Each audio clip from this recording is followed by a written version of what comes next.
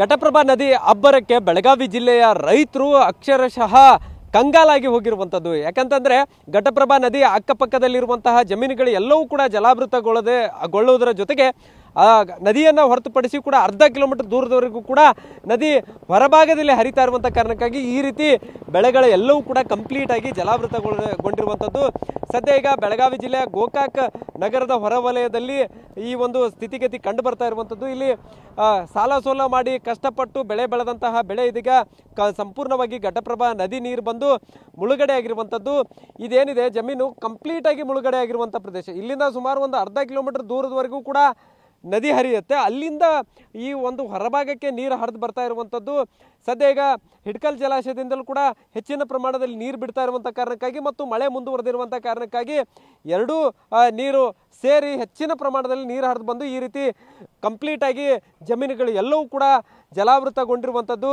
ಈ ಭಾಗದ ರೈತರು ಸಾಲ ಸೋಲ ಮಾಡಿಕೊಂಡು ಹೇಗೋ ಬೆಳೆ ಬೆಳೀತಾ ಇದ್ರು. ಆದರೆ ಈ ಬಾರಿಗೂ ಕೂಡ ಏಕಾಏಕಿ ನೀರು ಬಂದಿರುವಂಥ ಕಾರಣಕ್ಕಾಗಿ ಮತ್ತೆ ಬೆಳೆಯನ್ನು ಕಳೆದುಕೊಳ್ಳುವಂತಹ ಆತಂಕ ಶುರುವಾಗಿರುವಂಥದ್ದು. ಅದರ ಜೊತೆಗೆ ಈ ಒಂದು ಬೆಳೆಯ ಜೊತೆಗೆ ಜಮೀನಲ್ಲೇ ಕೆಲವೊಂದಿಷ್ಟು ಅಂಗಡಿ ಮುಂಗಟ್ಟುಗಳನ್ನು ಮಾಡಿಕೊಂಡಂತಹ ರೈತರು ಕೂಡ ಇದೀಗ ಸಂಕಷ್ಟಕ್ಕೆ ಸಿಲುಕಿರುವಂಥದ್ದು. ಯಾಕಂದರೆ ಒಂದು ಕಡೆ ಜಮೀನುಗಳು ಮುಳುಗಡೆ ಆಗಿದ್ದಾವೆ, ಮತ್ತೊಂದು ಕಡೆ ಈ ರೀತಿ ಅಂಗಡಿ ಮುಂಗಟ್ಟುಗಳು ಕೂಡ ಈಗಾಗಲೇ ಜಲಾವೃತಗೊಂಡಿರುವಂಥದ್ದು. ಹೀಗಾಗಿ ಒಂದು ಕಡೆ ಜಮೀನನ್ನು ಕಳ್ಕೊಳ್ಳುವಂಥ ಪರಿಸ್ಥಿತಿ, ಇನ್ನೊಂದು ಕಡೆ ಮನೆ ಮಠ ಎಲ್ಲವೂ ಕೂಡ ಜಲಾವೃತಗೊಂಡು ಈ ಭಾಗದ ಜನರು ತತ್ತರಿಸಿ ಹೋಗ್ತಾ ಇರುವಂಥದ್ದು.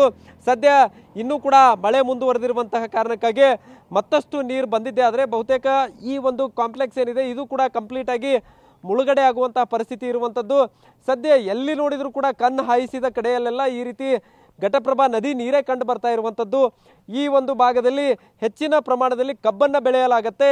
ಇದೀಗ ಆ ಒಂದು ಕಬ್ಬಿನ ಬೆಳೆ ಕಂಪ್ಲೀಟ್ ಆಗಿ ನೀರಲ್ಲಿ ನಿಂತಿರುವಂಥದ್ದು. ನಾನೀಗ ತೋರಿಸ್ತಾ ಹೋಗ್ತಾ ಇದ್ದೇನೆ ಎಷ್ಟರ ಮಟ್ಟಿಗೆ ಇಲ್ಲಿ ನದಿ ನೀರು ಬಂದಿದೆ ಅನ್ನುವಂಥದ್ದನ್ನು ಕೂಡ ಗಮನಿಸಬಹುದಾಗಿದೆ. ಸೊ ಈ ಒಂದು ಭಾಗದಲ್ಲಿ ಈ ಭಾಗದ ರೈತರು ಕಬ್ಬನ್ನು ಹೆಚ್ಚಾಗಿ ಅವಲಂಬನೆ ಆಗಿರುವಂಥದ್ದು. ಸೊ ಕಬ್ಬನ್ನು ಬೆಳೆದಿದ್ದಾರೆ, ಆದರೆ ಈಗ ಕಂಪ್ಲೀಟ್ ಆಗಿ ಆ ಕಬ್ಬಿನ ಬೆಳೆ ಮುಳುಗಡೆ ಆಗಿರುವಂಥದ್ದು. ಆ ಒಂದು ಕಾರಣಕ್ಕಾಗಿ ಈ ಭಾಗದ ರೈತರು ಸೂಕ್ತ ಪರಿಹಾರಕ್ಕಾಗಿ ಕೂಡ ಸಾಕಷ್ಟು ದಿನಗಳಿಂದ ಒತ್ತಾಯ ಮಾಡ್ತಾ ಇದ್ದಾರೆ. ಪ್ರತಿ ವರ್ಷ ಮಳೆ ಬಂದರೆ ಇಂಥದ್ದೊಂದು ಪರಿಸ್ಥಿತಿಯನ್ನು ರೈತರು ಅನುಭವಿಸ್ತಾ ಇದ್ದಾರೆ. ಈ ಭಾಗದ ಒಬ್ಬರು ಏನು ಸ್ಥಳೀಯ ನಿವಾಸಿಗಳಿದ್ದಾರೆ, ರೈತರಿದ್ದಾರೆ, ಅವ್ರನ್ನ ಮಾತಾಡಿಸ್ತೇನೆ ಯಾವ ರೀತಿಯಾದಂಥ ಪರಿಸ್ಥಿತಿ ಇದೆ ಅಂತೇಳಿ. ಸರ್, ಈಗ ನೀವು ಪ್ರತಿ ವರ್ಷ ಸಾಲ ಸೋಲ ಮಾಡಿ ಬೆಳೆ ಬೆಳೆದಿರ್ತೀರಿ, ಈಗ ಮತ್ತೆ ಘಟಪ್ರಭಾ ನೀರು ಬಂದಿದೆ, ಯಾವ ರೀತಿ ಪರಿಸ್ಥಿತಿ ಐತಿ?